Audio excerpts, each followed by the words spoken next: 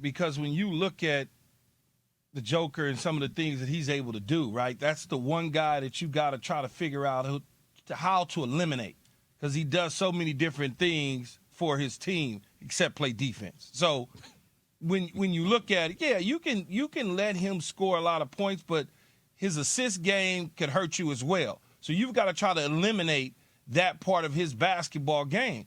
Now, we got a lot to deal with him. Murray, who am I missing? Porter. I'm missing Michael Porter Jr., Jamal Murray. Kentavious Caldwell-Pope knocking down shots. Yep. I mean, all of those, it's a lot to deal with. I believe that the Lakers are built for it, though. You don't have to necessarily worry about him on the defensive end. You can do what you need to do and score some points, but you got to figure out how to stop him offensively. I think they can do it. I think we can. I believe we can, and I know we can. Yeah, the Lakers can win. The Lakers can easily find themselves in the championship game. A couple things on the Anthony Davis. Anthony Davis has proven that he's the best defensive player in the playoffs. His ceiling offensively is pretty special. Will he get in foul trouble? So, AD as a primary ball defender on the block, the one thing that Jokic is really good at is he gives you a series of ball fakes where being disciplined is imperative, Freddie. Right, yep. Key? Because he'll get you up in the air, he'll crack into you. Like I said before, he's the type of boxer, he wants to fight you in the phone booth all the time. So AD staying out of foul trouble, I think, is going to be imperative. The matchups that they have on the defensive end, you're going to have Aaron Gordon guard LeBron. Aaron Gordon has the size and the length. And also, Key, the guy who understands what the Lakers want to do to a degree, KCP, who played for the Lakers, and when they won that chip in the bubble, understands where they are defensively, what they do offensively. It's going to be one hell of a series, man. I would not have it any other way. Obviously, I think Golden State would have been a great matchup, but the Lakers team and who they are right now, they are turning into the best team in the Western Conference, maybe the best team in the league if they keep on this level. So this is something I've been waiting to see, Key. This is your squad versus my squad, who we've been on all year, Well, you got 12 squads, so I don't know which one really truly I've been on yours. Denver all year. I've been on Denver all year, though. You said Denver was going to get out of the Western Conference, and now you got the Lakers in Denver. Altitude is going to play a part, I'm sure. You get ready to hear that little narrative about the altitude and all of those sort of things. But I think the Lakers, LeBron James, is something about a guy like this that's a veteran player that smells it. It's so close, right? And if you look at Game 6, he knew that he had to do what he needed to do to will his team to victory. AD chipped in after, his head injury. He decided, he was going to play. He chipped in. I'm sure he'll be better Tuesday night than in that game. But LeBron, he just one of them dudes, man. That's all I can say. He's just one of them guys that understands I need to turn it on and get it done. As I said before, Jay and Freddie, if this team was constructed at the start of the season with this nucleus of players, we might not even be having a what-if conversation. It would be clear-cut favorites because the continuity would be there. Everybody would be in flow and everything. As it stands, though, we're sitting in a sweet spot. We really are. Yep. You guys executed, though, Freddie. They executed. Yes, they did. Talked about we talked about what was the pregame strategy on Friday, and we said, hey, look, these are one of the things you have to play inside out. Andrew Wiggins had that upper body issue with the rib cage. And I said, this is straight up, Freddie, this is Cobra Kai, sweep the leg type of stuff, right? And what did you see, Key? What did you see LeBron James do on multiple possessions at the beginning of the game? Backed his tail down, and every time you saw Wiggins put up his arm bar, that arm bar was digging into his own chest. You keep getting hit like that. That's why they had the points in the paint advantage. That's why they had the free throw advantage. They were the aggressor. When L.A. is the aggressor, they are the better team. What was one of the first things I said when I came in about LeBron this morning? How big he was. Yeah, you saw him up close in person. Because you saw him. Over the weekend, right after the game. Man, sitting down having dinner and you look at this dude. Man, that dude, and I know he's big. I mean, I know, but to really look at him and see. Yeah. They're like, what the hell is this?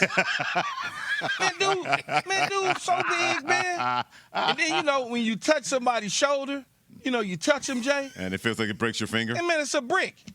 I was sitting there saying to myself, I was like, yeah, this ain't fair. It's just not fair. That's a freight train, kid. And I'm not a small dude. Right. That dude was huge. Key, tell everybody about AD when you saw AD. Oh, yeah, this is good. It's like man, really Avatar, tall. man. It's Avatar. Man, really, really tall. Like, really, like, hey, man, you really tall. He was a doorway. The dude was so damn tall. You know me. You know how I am, Jay. I see athletes, talk to him. I know him all the time. Be around them. But when you just in the moment you happen to just sit there, and you sit there and you look at him, you're like, damn, this dude tall. And his arms is all the way on the carpet. It's just like his arms are all over the carpet. You're not going. Knuckles is dragging on the floor. Knuckles gonna drag the floor. I mean, it's just, yeah, man. It's amazing to me to see, and so this is why you get frustrated if something would have happened to Anthony Davis. Because you look at him, you're like, man, you're too damn big to be worried about a fingernail. Key, I'm going to go back to that point, right? So Steph and me, like, typically the same height. You're telling me that dude that you saw in Anthony Davis, this is what makes him so special. That dude who looks like an alien, who's an avatar, who's so tall, so long, really said tall, knuckles dragging on the ground, is able to guard Steph Curry on the perimeter for 2 possessions when he's on the island. That's how special he is as a talent. The reason why he had 20 rebounds in Game 6, you know what I mean? 20 rebounds. Like it's light work. And he can move around where, the Joker got good footwork and does some things that can hold the ball up high over people. You're not going to be able to do that against Anthony Davis. No, he's just not. And he's not so powerful that when he's down low, he could just boom, boom, boom, AD or whoever's on the blocks in terms of the defense for the Lakers. He's not going to be able to just do that. It's not that. This isn't DeAndre Ayton taking advantage of him. It's not going to be that easy. Yeah. Keyshawn, J. No, it's definitely not. But Go ahead, Jay. Go ahead, Freddie. Keyshawn, J. Max coming to you live from the Seaport, brought to you by Grey Goose on ESPN Radio. I'm still laughing about what Keyshawn said because I've said this for the longest time, and you guys can back me up on this. TV dilutes how big, how talented athletes are. It really, really does. Because Key's a guy that played in the NFL. Jay, you're a guy that played in the NBA. And you're amazed by how mammoth a LeBron is, how mammoth an Anthony Davis is. Man. People don't realize Steph Curry's 6'3". In modern world, he's taller than everybody else. But you don't realize that because he's around all those other dudes that look like Anthony Davis and LeBron James, because TV has been so good at diluting how special these guys are, and ladies too, how talented these guys are, but more importantly, how massive these human guys are that you see them on a basketball court, it just fools your eyes. And Keyshawn's eyes weren't fooled anymore, Jay, because he saw LeBron up close and personal. Jay, Tristan Thompson is tall, right? He's 6'11". Man, he made Tristan Thompson look small to me. He made him look small to me. I'm serious. This dude, for whatever reason, I don't know if it was the colors he was wearing or whatever, this dude was really long and tall. And I'm sitting there, and I'm just like, damn. And I got another for you. We'll go see athleticism. this game. Like it's like seeing Giannis play. Like Giannis just as tall almost as AD, like on the perimeter, though. Right. It's like, wow. It's like KD. Yep. There's certain guy, and that's what people, that's why I told Max, I was like, I give extra credit to Steph because you recognize at that height how much at a disadvantage you are. Because that court, man, like that space on the court, it gets gobbled up real quick. If y'all were just to go in an NBA court, you'd be like, damn, this big. But then when you see AD or LeBron on the court with 8 other guys, you're like, damn, this small? Yep. I ain't got no room to operate. So it just, it just speaks to the greatness that Steph Curry and these guys have. But that's where the Lakers had their advantage. And by the way, Keith, shout out to Austin Reeves, man. I mean, 39 minutes, 23 points. Dude act like he belonged on the court. He belonged on the court. I wonder how much money they're going to have to pay Austin Reeves. It'll be more than he will ever make in 3 million lifetimes, and he'll take every bit of it because he's been worth every bit of it for the Lakers. I can't wait to hear what Key and Jay are going to say about what Draymond Green of the Golden State Warriors said. They lose in 6 games to the Lakers, and he said this was not a championship roster. We took it as far as we could. This group definitely maxed out what we could do. It wasn't a championship team. We didn't win it. So, sucks. But that's our reality. That doesn't mean our core changes. That doesn't mean our core can't do it again. They said we couldn't do it again last year. We did it. They said we missed the playoffs this year. We did it, but guess what? We don't do moral victory, so we lost. And this was not a championship group as it stands. But we have champions, and we're made up of champions. And when you are a champion, when you have that mindset, you just go back to the drawing board, retool, refigure it out, and go do it again. Jay, Will, your thoughts? I mean, this is not the same championship team from last year. Otto Porter Jr. was on that team. Damian Lee was on that team. Toscano Anderson was on that team. They had a lot of different core. Obviously, GP the second, missed up a major part of the season. You had Andrew Wiggins, who missed a stint due to a family issue for a while. I think this was a tough year for Golden State and what they were able to do on the road. The question for Joe Lacob and Bob Myers is going to take some time to kind of understand what he wants to do, and they're still trying to make a decision on that as it relates to him as a GM. But the main thing is now that the CBA has changed, how much is Joe Lacob willing to go over the cap due to how he will get taxed with this legacy core. Klay Thompson is up. If Klay Thompson were to take a discount, I'm sure they'd love to have him back. Would Klay see more value on the market? Maybe a team like LA, maybe a team that wants to pay him top-end dollar. I still think a team would pay top-end dollar for Klay, even though we saw him not have that great of a series. He still had a heck of a year overall. And then what Draymond Green decides to do. So I think there are a lot of questions looming out about what this team does moving forward, but I still think there's a high percentage that those three guys could be back together next year running it back. And I think they should be back. Draymond didn't say that the roster, he just said this is not a championship. We didn't have a championship team. Doesn't mean that the top 7 guys on the team aren't championship guys. It just means that they didn't come to form. It didn't gel at the time that it should have. And he's right. They lost. So they're not a championship team. They lost. But in terms of the core group, this is the same 6 or 7 guys from a year ago. This is the same group of guys that played important roles for them when they won a championship. Now, they just got to figure out how to add a few little wrinkles maybe here and there, and that's it. And I think they run it right back. It's not, look, they didn't play well on the road. Okay, anytime you have the type of players that they have and the Hall of Famers they have, it's disappointing when you can't finish the deal. Right. But they ran up against a better team that was probably slightly more motivated, so to speak, that was starving to win another championship, that was grinding it out.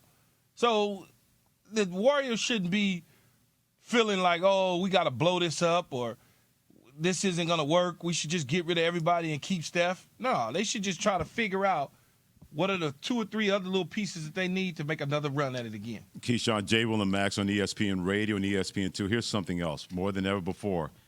As great as Steph is still going to be, and Klay's going to rebound, and Jay, I'm with you. I can see him taking a less of a deal and maybe have a more of a year-to-year deal, like 3 years, and it won't be as much money per year instead of making over the $40 million that he can make for the 1 year in the final year of his contract.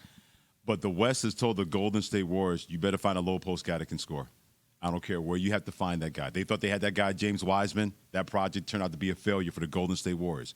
If you're going to do the Nikola Jokic's and the Anthony Davis's and the people like that in the world, you better find a guy that you can throw the ball into and reduce that kind of pressure on Andrew Wiggins, Steph Curry, and also Klay Thompson. And maybe the most important piece that they should worry about losing, not so much Klay, not so much Draymond, that general manager Bob Myers, who's put this together.